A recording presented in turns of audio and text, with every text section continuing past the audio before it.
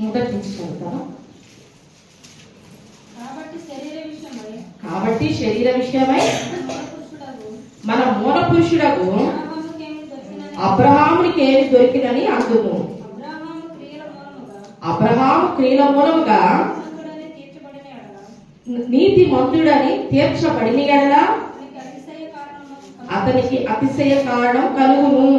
మనకి పితరుడైన విశ్వాసులకు తండ్రి అయిన అబ్రహాం గురించి మాట్లాడుతున్నాడు పౌలు. రోమీకి చెప్తున్నాడు. యూదులు అసలు యూదుల దగ్గరికే వెళ్ళింది మొదట రక్షణ కదండి.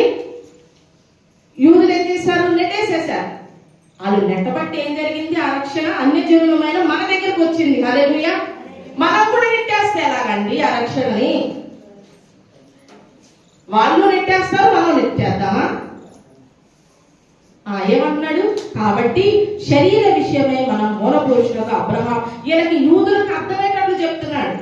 ఈ యూదులు కూడా అబ్రహాం సంతానముల నుంచి వచ్చిన వాళ్ళు అన్నమాట. వీళ్ళతో ఏమన్నాడు? అబ్రహాములకు ఏం దొరికినని అందుము. అబ్రహాం క్రియల మూలంగా నీతిమంతుడని. అస్సలు విషయానికి వస్తే ఏంటి అని అంటే, నీ క్రియల మూలంగా నువ్వు నీతిమంతుడివి, నీతిమంతురాలు కాదు. మనం అనుకుంటాం, నేను దాన ధర్మాలు చేస్తే, ప్రతి వారం చర్చికి వస్తే, నెలలా దశం భాగం ఇస్తే, పాస్టర్ గారి దగ్గర నేను మోకరించి ప్రార్థన చేయించుకుంటే, సాక్ష్యాలు చెప్తే, దీన్ని బట్టి నువ్వు నీతిమంతుడు అవుతావు. క్రియల మూలంగా నీతి రాలేదు మనకి. హల్లెలూయా. చదవండి. అబ్రహాం క్రియల మూలంగా నీతిమంతుడని తీర్చబడిన ఎడల అతనికి అతిశయ కారణము. నేను క్రియల మూలంగా నీతిమంతుడు అంటే మనకే అతిశయం. దేవుడికి అతిశయం ఉంటుందా? మనల్ని మనం గొప్ప చేసుకున్నట్టు కదండి. అందులో 115 కీర్తన ఒకసారి మొదటి వచనం చదవండి. 115 మొదటి వచనం.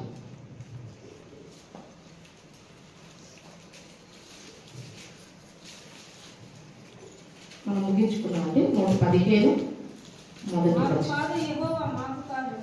మాకు కాదు యెహోవా, మాకు కాదు, నీ కృపా సత్యమును బట్టి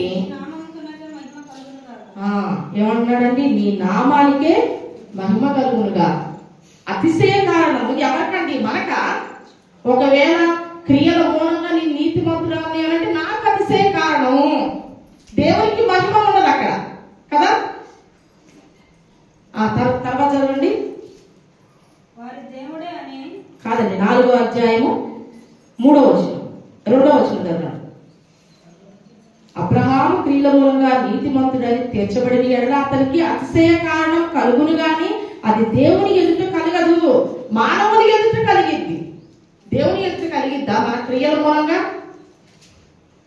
మనం చేసే మంచి పనుల మూలంగా, ఉపవాసాల మూలంగా ఉపవాసాలు ఉండొచ్చు, కాదనట్లేదు. ఏదో దేవుణ్ణి సంతోషపరచడానికి ఉపవాసం ఉంటాం కదా.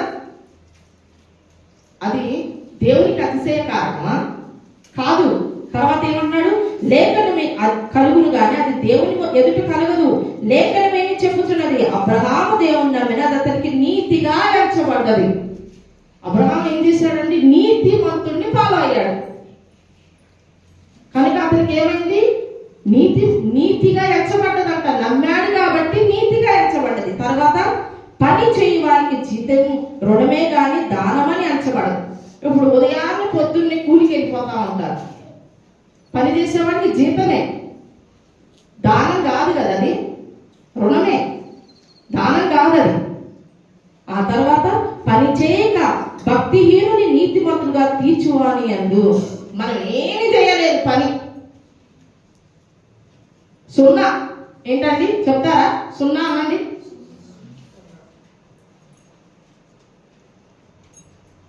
మనం ఏం చేయలేదు దేవుని కొరకు, మనది ఏది లేదు, సున్నానే.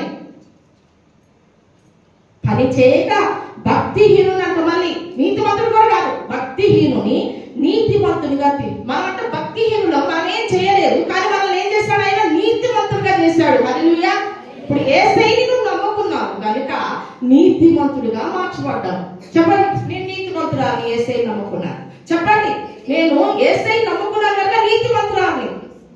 నేను నీతిమంతురాలని యేసయ్యని నమ్ముకున్నాను కనుక. మనం ఏం చేయలేదు, మనం భక్తిహీనులం. కానీ ఆయన ఏం చేశాడు? పని చేయక భక్తిహీనుని నీతిమంతునిగా తీర్చువాని యందు మనం విశ్వాసం ఉంచాలంట. మనం ఏమి చేయకోకుండానే భక్తిహీనులమైన మన ఎడల ఆయన నీతిమంతులుగా చేశాడు. విశ్వాసం ఉంచువాని యందు విశ్వాసము నీతిగా ఎంచబడుచున్నది. అబ్రహాం చేసిన పని అదే. అబ్రహాంకు పాపం దేవుడు ఇస్సాకునిచ్చాడు. తీసుకొని లేక లేక ఎన్నో సంవత్సరాలకు పుట్టాడు కదండి ఇస్సాకు. అవునా? 100 సంవత్సరాలు అప్పుడు తెలియదు. కానీ తెచ్చేసి నాకు ఇచ్చేసేయ. ఏం చేశాడు? తీసుకెళ్ళిపోయాడు. కొండ మీదకి తీసుకెళ్ళి విశ్వాసంతో. ఎందుకు అనంటే నా దేవుడు నాకు ఉన్నాడు.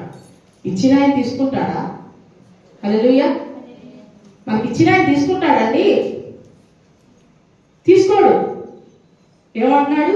విశ్వాసం ఉంచువానికి వారి విశ్వాసము నీతిగా ఎంచబడుచున్నది.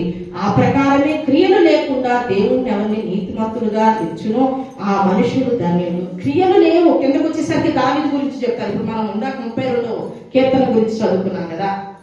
ఏమనుంది?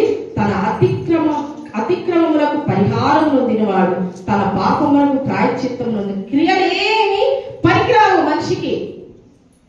నువ్వు చేసిన నీతి క్రియలే పనికిరావు. ఆయన నమ్ముకోవటమే నీతి. నువ్వేమి చేయకపోయినా, పని చేయకపోయినా నీకు దానముగా ఇచ్చాడు. హల్లెలూయా.